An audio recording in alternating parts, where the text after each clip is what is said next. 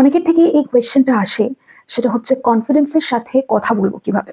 তো আমি এই ভিডিওতে বলবো এমন কিছু টিপস যেটার মাধ্যমে তোমরা ইজিলি কনফিডেন্সের সাথে কথা বলতে পারবে। বাট তার আগে বলে রাখি, confidence is a quality to develop, you have to practice it.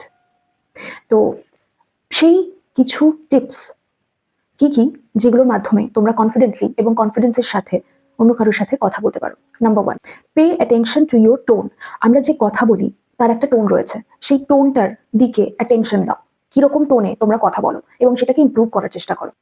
2 number tips, যতটুকু বলবে, যতটুকুই যার সাথে কথা বলো না কেন, সেটা হেজিটেট না করে প্রপার লজিকের সাথে বলো। 3 নম্বর, again practice.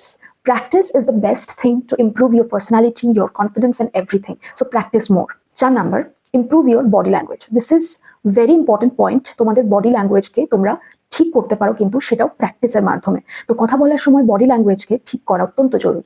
And last but not the least, লোকে কি ভাববে, আমি এটা বলে ফেলছি বা আমি এরকম ভাবে বলছি, লোকে কি ভাববে এটা নিয়ে, এটা মাথা থেকে পুরোপুরি ভাবে সরিয়ে দাও। কেননা এটা কনফিডেন্স লেভেলটাকে অনেকটা লো করে দেয়। তো এবার থেকে যখন কথা বলবে তখন লোকে কি ভাবলো সেই জিনিসটা মাথা থেকে সরিয়ে দাও।